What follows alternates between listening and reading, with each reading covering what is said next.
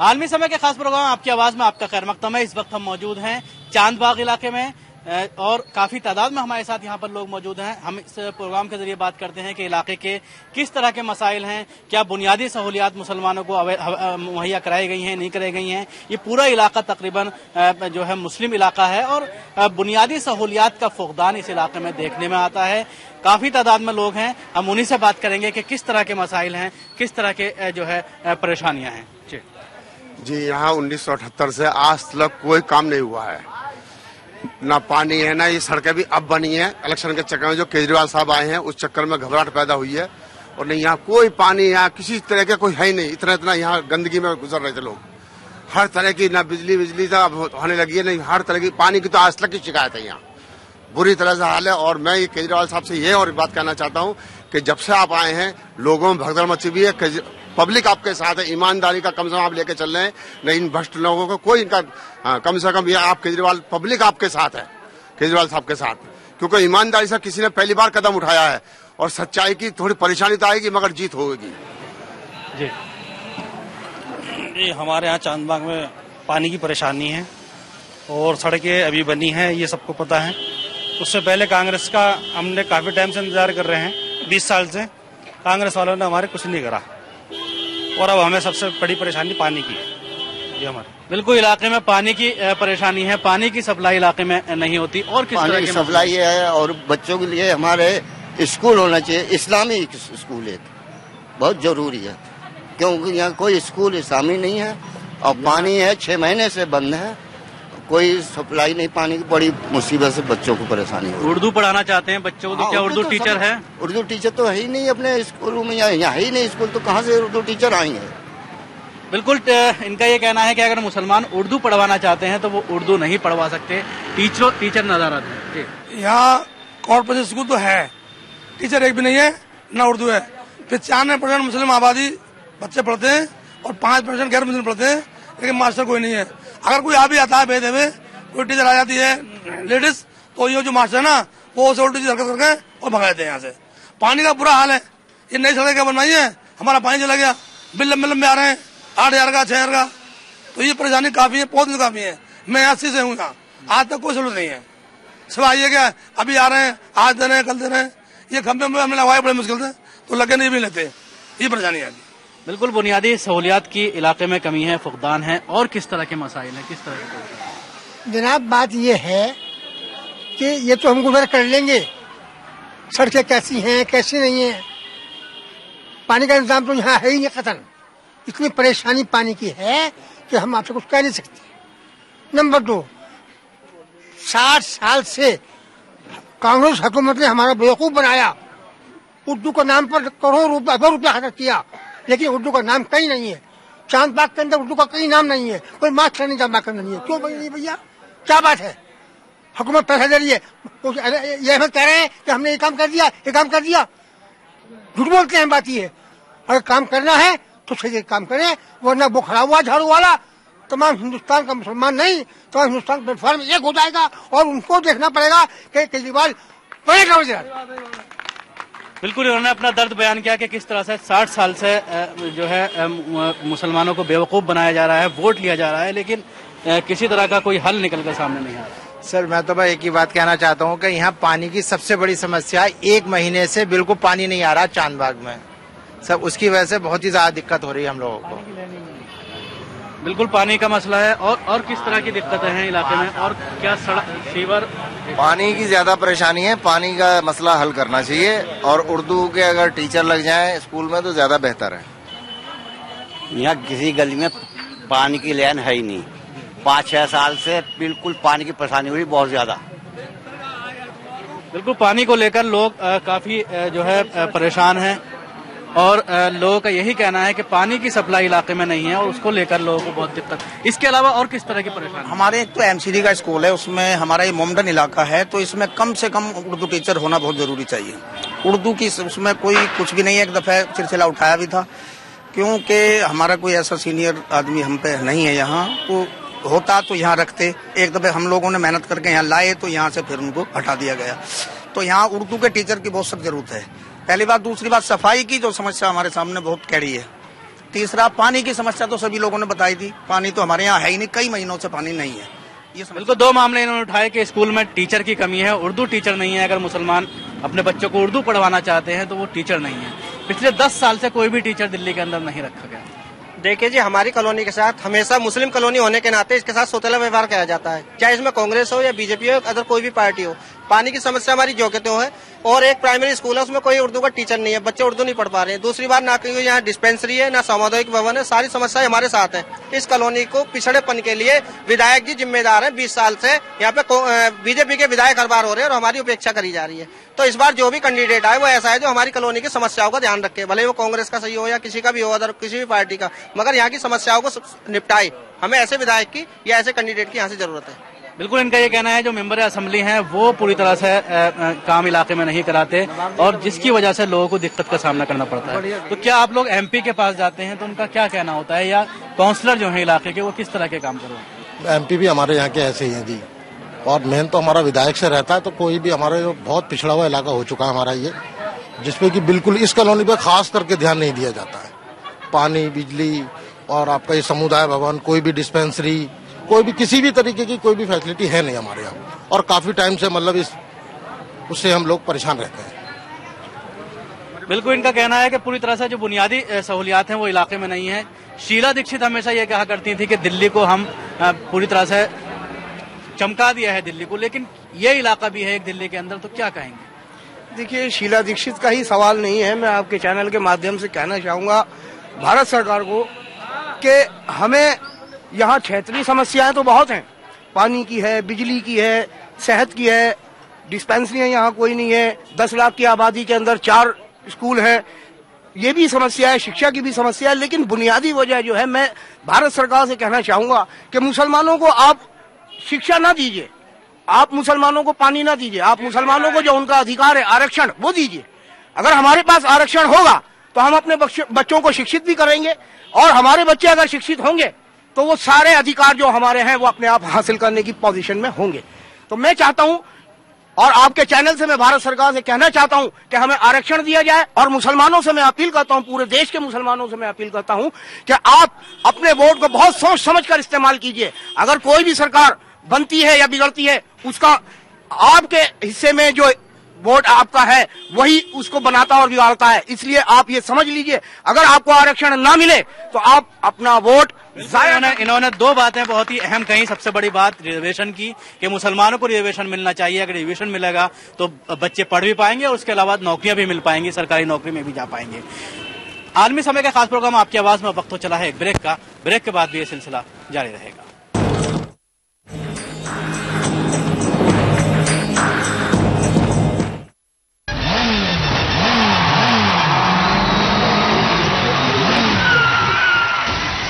Favourite Bollywood's biggest Lux Cozi Zee cine awards 2014 कल रात 8 बजे जी अनमोल पर। हम समय शक्तिमान है, समय सम्मोहन है, समय सावधान है, समय परिवर्तन है, समय संजीवनी है, समय मनुष्य है, वर्तमान है, भविष्य है, मासूम ममता की मीठी सी झपकी है। हौसलों के लिए समय एक हक्की है, समय अनुशासन है, समय सुशासन है, शांत है, क्रुद्ध है, समय सुबुद्ध है, विजय का युद्ध, समय एक नारा है, समय सभी का है, समय तुम्हारा है, हम समय, ये समय हमारा है, रहिए समय के साथ।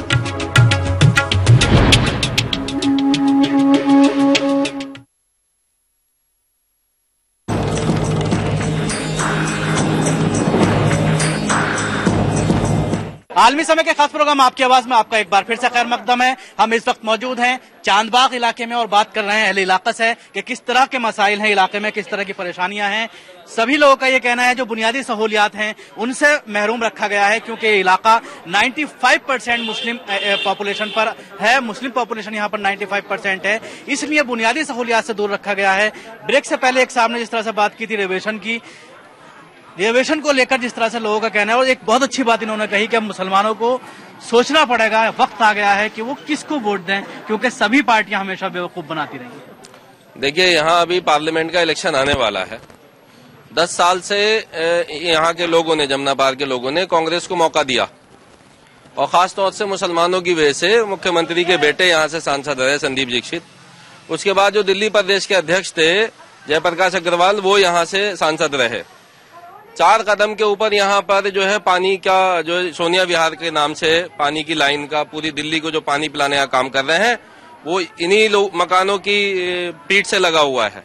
बड़े अफसोस की बात है कि यहाँ पर जो है एमपी जो दोनों के दोनों ही, उन्होंने इस पर काम नहीं किया। बिल्कुल मुसलमान यहाँ प्यासा है, ये बड़ी तकलीफ की बात है। पानी के ऊपर, जहाँ पानी ही नहीं होगा तो वहाँ होगा क्या। तो पानी सबसे बड़ी जरूरत है, यहाँ पर हमको पानी मिलना चाहिए, एक बात। दूसरी बात ये, चाहे बीजेपी के लोग हों या कांग्रेस के हों, मुसलमानों को दोनों एक चश्मे से देखते हैं। उर्दू का मामला है, उर्दू की बात जो है वो चाहे हिंदू के लिए हो, सिख के लिए हो, ईसाई के लिए हो, उर्दू सिर्फ मुसलमानों की जुबान नहीं है, उर्दू तमाम मजहबों की जुबान रही। आजादी से पहले रजिस्ट्रियां होती थी, हमने देखा है अपनी आंखों से उन रजिस्ट्रियों को। उर्दू आज भी अदालतों में बोली जाती है, पुलिस थानों में बोली जाती है। हमारे पुलिस के मुलाजिम जो है उर्दू पढ़ने जाते हैं। तो उर्दू के साथ इस बड़े पैमाने पर कि ये एक कौम की जुबान है, इस वजह से उर्दू के साथ ये सौतेला व्यवहार ये लोग कर रहे हैं। उर्दू के टीचर किसी स्कूल के अंदर नहीं है। आप कहीं भी जाकर, बिल्कुल उर्दू के मामले को लेकर जिस तरह से लोगों का गुस्सा है कि पिछले 15 सालों में हुकूमत के जरिए कोई भी उर्दू टीचर नहीं रखा गया, और जिस तरह से आज़ादी से पहले उर्दू जो है न सिर्फ मुसलमानों की बल्कि सभी कौमों की जबान थी, और आज़ादी के बाद उर्दू मुसलमान हो गई। और यही वजह है कि उसको लेकर लोगों के अंदर काफी बेचैनी है। लोग जो है पूरी तरह से उर्दू को लेकर खफा है। जी हाँ जी, उर्दू को लेकर लोग बिल्कुल भी गवर्नमेंट सचेत नहीं है, और मुसलमानों के पर ध्यान भी नहीं दिया जा रहा है, और न उर्दू टीचरों का कोई इंतजाम है स्कूलों के अंदर, और जो टीचर हैं भी पढ़े लिखे, उनको मौका नहीं दिया जा रहा है स्कूलों के अंदर। बिल्कुल। और किस तरह के मसाइल हैं इलाके के? मेरा नाम सत्यवीर सिंह है, मैं RWA से हूँ। जिस तरह से सरकार जो पक्षपात का काम करती है वो सरकार के लिए शोभा नहीं देता है, बल्कि हमारे संविधान में लिखा हुआ है कि सभी को एक समानता का अधिकार वो मिलना चाहिए। तो जो सरकारें इस तरह की जो नीति अपनाई हुई है वो गलत है। अब जैसे भाई बता रहे उर्दू के टीचर होने चाहिए, ये सारी फैसिलिटी लोगों को मिलनी चाहिए। यदि ये फैसिलिटी नहीं मिलेगी तो ये लोग आगे कैसे बढ़ेंगे। तो ये जो सरकार इस तरह की नीति अपनाई हुई है, ये नीति ठीक नहीं है। गवर्नमेंट को ध्यान चाहिए, जो भी नेता आते हैं उनको विशेष ध्यान देना चाहिए कि जो शिक्षित नहीं है इन लोगों की तरफ विशेष ध्यान दिया जाना चाहिए, जिससे लोग शिक्षित होंगे। शिक्षित होने पर तभी भारत का विकास होगा। इन लोगों की तरफ कोई भी नेता आए, किसी भी पार्टी से आए, उनका विशेष ध्यान रखना चाहिए, लेकिन ध्यान नहीं दिया जाता। ये बहुत ही जो है बनने के बाद जो है बड़ी दिक्कत होती है। बिल्कुल, उन्होंने बहुत अच्छी बात कही कि किस तरह से पक्षपात नहीं होना चाहिए, और जिस तरह से उर्दू के साथ सौतेला व्यवहार हो रहा है वो नहीं होना चाहिए, और जो मसाइल हैं उनको बिना किसी जात और मजहब के जो है उनको हल करना चाहिए। देखिए, हमारी मेन समस्या जो है वो पानी को लेकर है। कॉलोनी में पानी बिल्कुल नहीं आ रहा, हाहाकार मचा हुआ पानी के लिए, और टैंकर भेज देते हैं। एक आध भीड़ भाड़ होती है उसके पीछे लगी हुई, कई दिन महीनों हो गए पानी के लिए है। बिल्कुल पानी की समस्या बहुत ज्यादा है। हमारी बहनें भाई जितने भी हैं सब धक्के खाते फिरते हैं, कहने हाथ में लिए फिरती है, और पानी की समस्या मैंने। दूसरी बात, सरकारी स्कूल के अंदर जो भी है एक उर्दू का टीचर जरूर होना चाहिए, जिससे हमारे मोमडन इलाके भी जो है अपना बराबर में सरकारी स्कूल है, एक भी टीचर नहीं है, सारे गैर मुस्लिम है जितने भी हैं। तो हम ये चाहते हैं टीवी के माध्यम से कि भाई हमारा मुसलमान एक टीचर जरूर हो। बिल्कुल, इन्होंने कई तरह के मसाइल उठाए कि किस तरह से इलाके में उर्दू टीचर की कमी है। अगर उर्दू टीचर होंगे तो पूरी तरह से बच्चे उर्दू पढ़ पाएंगे, और अपनी जो एक तारीख है मुस्लिम तारीख, उससे जो है बच्चे रोशनास हो पाएंगे। इसके अलावा मैं जानना चाहूंगा, ये इलाका नॉर्थ ईस्ट डिस्ट्रिक्ट जो है वो 90 डिस्ट्रिक्टों में से है जिनको सच्चर कमेटी ने सिफारिश की थी कि वहां पर काम होना चाहिए, और मुसलमान पूरी तरह से दलित से बिछड़ गया है। क्या इस इलाके में कोई स्कीम नाफिज होती हुई नजर आती है? 70 कमेटी जब बनी थी और वो लागू होने वास्ते पेश की गई थी, उसके ऊपर इतना काम होना था, तमाम काम इस पर होना था, लेकिन हुकूमत ने उस 70 कमेटी को रिपोर्ट को बिल्कुल काट के रख दिया कि इसमें मुसलमानों का बड़ा फायदा है, अगर ये लागू कर दी गई तो मुसलमान कहां से कहां पहुंच जाएगा।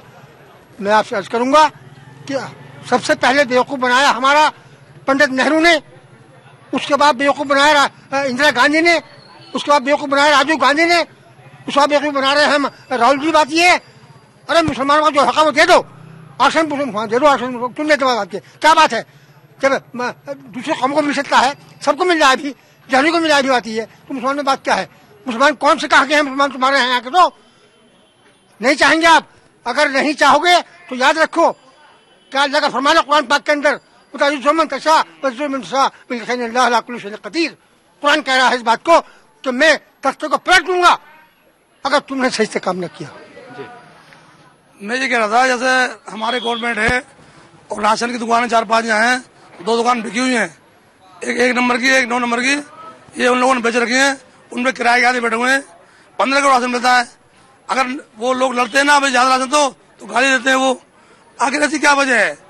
और खासकर जो मुस्लिम आबादी है, गैस यहाँ नहीं मिलती, तेल यहाँ नहीं मिलता, राशन यहाँ नहीं मिलता, अगर मिलता है तो झगड़े से मिलता है।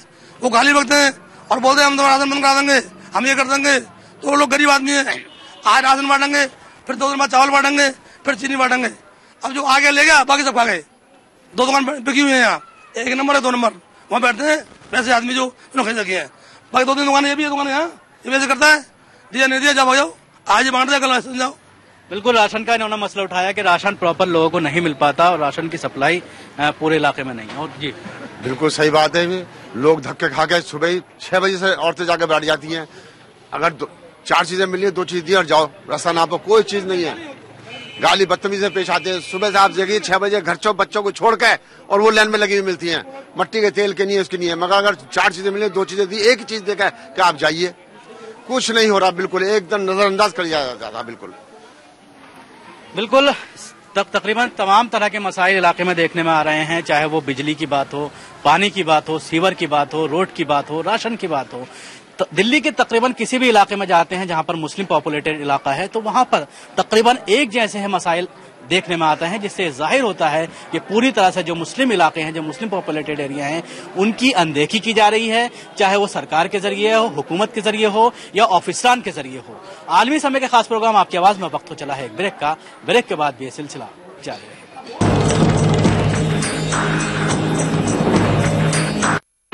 गठिया या जोड़ों का दर्द या मोच कहीं आ जाए, सारे दर्द की एक दवा है, क्यों ना आजमाए ऑर्थोविट लगाए। ऑर्थोविट तेल और कैप्सूल में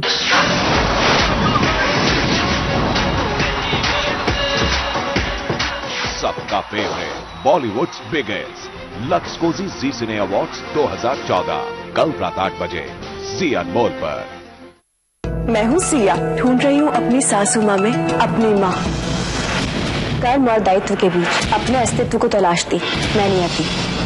मैं लेमन की फैमिली, मेरा एक ही मिशन, जीतना है अपनी सास का मन। अलग सोच है इनकी, अलग है राहें, लेकिन जुड़े हैं ये सभी एक रिश्ते से।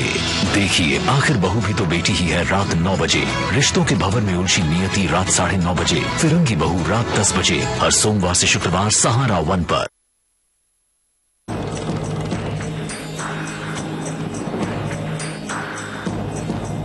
आलमी समय के खास प्रोग्राम आपकी आवाज में आपका एक बार फिर से खैर मकदम है। हम इस वक्त मौजूद हैं चांदबाग इलाके में, लोगों से बात कर रहे हैं किस तरह के मसाइल हैं, किस तरह की परेशानियां हैं। इसके साथ ही मुसलमान को 65 वर्ष हिंदुस्तान को आजाद हुए हो गया, लेकिन मुसलमान आज तक पिछड़ा हुआ क्यों है? मुस्लिम इलाके में जाने के बाद ये अंदाजा क्यों हो जाता है कि ये मुस्लिम इलाका है? क्यों वहां पर बुनियादी सहूलियात मुहैया नहीं कराई जा रही हैं? इन्हीं सारे सवालों के जवाब जानने के लिए, इन्हीं सारी चीजों पर बात करने के लिए हम लोगों के पास जाते हैं और पूछते हैं कि आखिर क्या वजह है, क्यों इलाके के जो नुमाइंदे हैं, जो जब वोट मांगते वक्त आते हैं और मसाइल हल करने का वादा करते हैं, लेकिन उसके बाद 5 साल तक वो दिखाई नहीं देते, इलाके में किसी तरह का डेवलपमेंट का काम नहीं होता। देखिए, जो हमें 65 सालों में मिला, वो एक हमने लफ्ज सुना है आतंकवाद। आतंकवाद क्या है, इसको समझने की जरूरत है। जब महाराष्ट्र के अंदर राज ठाकरे के गुंडे उत्तर प्रदेश और बिहार के लोगों को दौड़ा दौड़ा के मारते हैं तो क्या वो दहशतगर्दी नहीं है? झारखंड के अंदर जब नक्सली हमारे जो पुलिसकर्मी हैं सिपाहियों को कत्ल करते हैं तो क्या वो दहशतगर्द नहीं है? उनको नस्लवादी बताया जाता है, उनको नक्सलवादी बताया जाता है। मुसलमानों में मजहब इस्लाम एक ऐसा दुनिया का इस्लाम मजहब जो किसी छोटे से छोटे गुनाह की किसी को इजाजत नहीं देता। छोटे से छोटे गुनाह में उसको सख्त से सख्त सजा दी जाती है ताकि वो गुनाह ना कर पाए। दहशतगर्दी तो बहुत बड़ी बात है, दहशतगर्दी के लिए मजहब इस्लाम में कोई खाना नहीं है।